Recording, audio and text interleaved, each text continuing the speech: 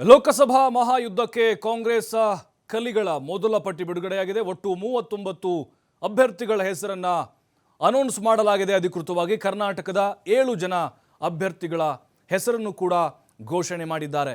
ಹಾಗಾದರೆ ಈ 7 ಜನ ಅಭ್ಯರ್ಥಿಗಳನ್ನ ಕಣಕ್ಕಿಳಿಸುವುದಕ್ಕೆ ಕಾರಣ ಏನು? ಗೆಲ್ಲುವಂತಹ ಒಂದು ವಾತಾವರಣ ಹೇಗಿರಬಹುದು? ಜೊತೆಗೆ ಈಗ ಈ ಅಭ್ಯರ್ಥಿಗಳ ಜಾತಿ ಲೆಕ್ಕಾಚಾರ ಹೇಗಿರಬಹುದು ನೋಡಿ. ವಿಜಯಪುರದಲ್ಲಿ ಅಲ್ಲಿ ಪ್ರತಿ ಬಾರಿ ಕೂಡ SC ರೈಟ್ ಅಂದರೆ ಪರಿಶಿಷ್ಟ ಜಾತಿಯ ಬಲ ಸಮುದಾಯಕ್ಕೆ ಟಿಕೆಟನ್ನು ಕೊಡ್ತಾ ಬರ್ತಾ ಇದ್ರು, ಅಥವಾ ಬಂಜಾರ ಸಮುದಾಯಕ್ಕೆ ಕೊಡ್ತಾ ಬರ್ತಾ ಇದ್ರು. ಆದರೆ ಈ ಬಾರಿ ಬದಲಾವಣೆ ಮಾಡಿದ್ದಾರೆ. ಮಾಜಿ ಶಾಸಕ ರಾಜು ಅಲ್ಗೂರ್ ಅವರಿಗೆ ಟಿಕೆಟನ್ನು ಕೊಟ್ಟಿದ್ದಾರೆ.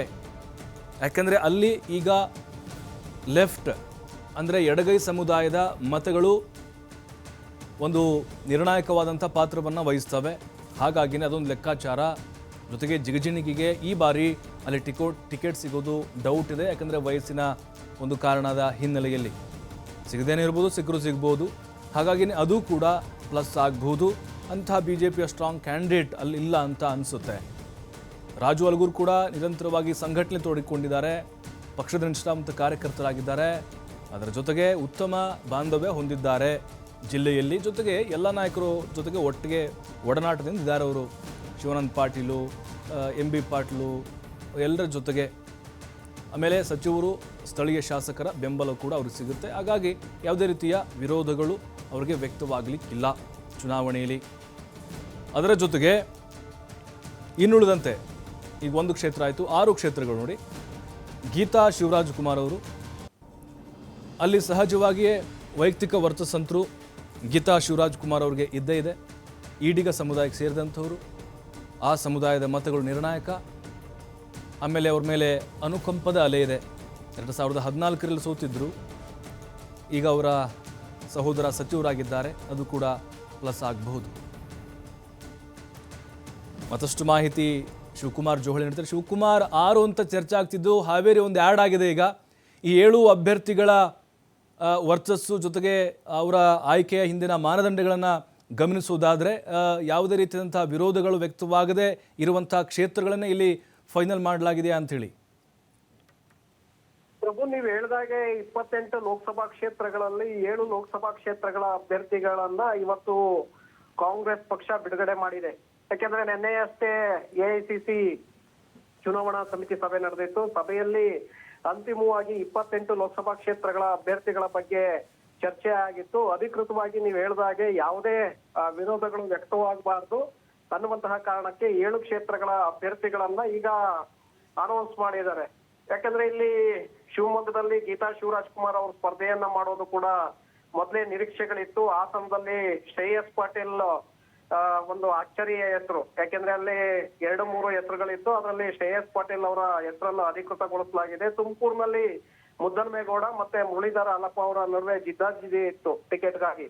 ಅಧಿಕೃತವಾಗಿ ಮುದ್ದನ್ಮೇಗೌಡರಿಗೆ ಮಣಿಯನ್ನ ಹಾಕಲಾಗಿದೆ. ಅದಕ್ಕೆ ಬೇರೆಯಾದಂತಹ ಕಾರಣಗಳು ಕೂಡ ಇದೆ. ಮಂಡ್ಯದಲ್ಲಿ ವೆಂಕಟರಮಣೇಗೌಡ ಚಂದ್ರು ಅವರಿಗೆ ಇಲ್ಲಿ ಟಿಕೆಟ್ ಅನ್ನು ನೀಡಲಾಗಿದೆ. ಬೆಂಗಳೂರಲ್ಲಿ DK ಸುರೇಶ್ ಅವರೇ ಸಂಸದರು, ಮತ್ತೆ DK ಸುರೇಶ್ ಅವರಿಗೆ ಅಲ್ಲಿ ಟಿಕೆಟ್ ಅನ್ನ ನೀಡಲಾಗಿದೆ.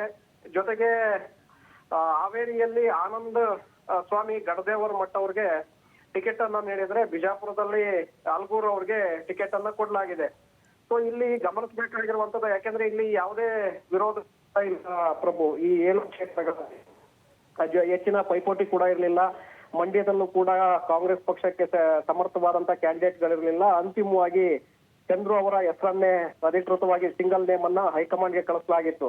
ಹಾಗೆ ವಿಜಯಪುರದಲ್ಲಿ ರಾಜು ಅಲ್ಗೂರು ಮಾಜಿ ಶಾಸಕರು, ಅವರ ಹೆಸರನ್ನೇ ಸಿಂಗಲ್ ನೇಮ್ ಅನ್ನ ಅಲ್ಲಿಗೂ ಕೂಡ ಕಳಿಸಲಾಗಿತ್ತು. ಅವರ ಅದಕ್ಕೂ ಕೂಡ ಹೈಕಮಾಂಡ್ ಒಪ್ಪಿಗೆಯನ್ನ ಕೊಟ್ಟಿದೆ. ಅಧಿಕೃತವಾಗಿ ಟಿಕೆಟ್ ಅನ್ನ ಅವ್ರಿಗೆ ಘೋಷಣೆ ಮಾಡಲಾಗಿದೆ. ಗೀತಾ ಶಿವರಾಜಕುಮಾರ್ ಅವರ ಹೆಸರನ್ನು ಕೂಡ ಒಂದೇ ಹೆಸರನ್ನ ಕಳಿಸಲಾಗಿತ್ತು, ಅವರಿಗೂ ಕೂಡ ಟಿಕೆಟ್ ಅನ್ನ ಅಧಿಕೃತಗೊಳಿಸಲಾಗಿದೆ.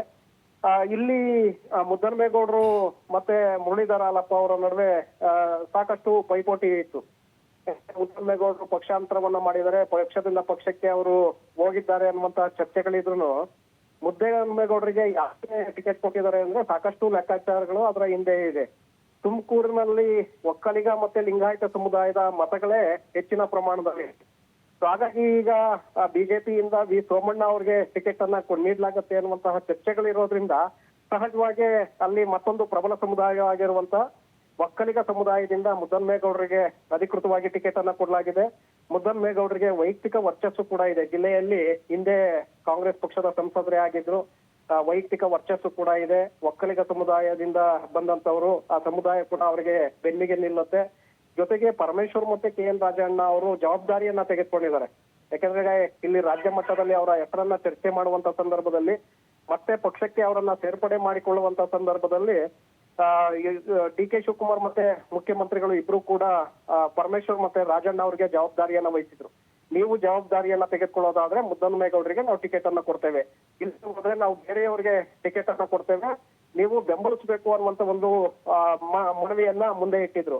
ಅದಕ್ಕೆ ಇಬ್ಬರು ನಾಯಕರು ಎತ್ತಂದ ನಂತರ ಈಗ ಮುದ್ದನ್ಮೇಗೌಡರಿಗೆ ಟಿಕೆಟ್ ಅನ್ನ ಕೊಡಲಾಗಿದೆ. ಮತ್ತೆ ವೈಯಕ್ತಿಕ ವರ್ಚಸ್ಸಿರೋದ್ರಿಂದ ಈಸಿಯಾಗಿ ತುಮಕೂರು ಕ್ಷೇತ್ರದಲ್ಲಿ ಗೆದ್ದು ಬರ್ತಾರೆ ಅನ್ನುವಂತ ಲೆಕ್ಕಾಚಾರ ಇದೆ ಮುದ್ದನ್ಮೇಗೌಡರು. ಹಾವೇರಿಯಲ್ಲಿ ಆನಂದ್ ಗಡದೇವ್ರ ಮಠ, ಯಾಕೆಂದ್ರೆ ಹಿಂದೆ 2 ಬಾರಿ ಸಲೀಂ ಅಹಮದ್ ಅವರು ಅದನ್ನ ಪ್ರತಿನಿಧಿಸ್ತಾ ಇದ್ರು. ಹಾವೇರಿ ಮತ್ತೆ ಗದಗ ಎರಡೂ ಸೇರಿ ಹಾವೇರಿ ಲೋಕಸಭಾ ಕ್ಷೇತ್ರ ಆಗಿದೆ.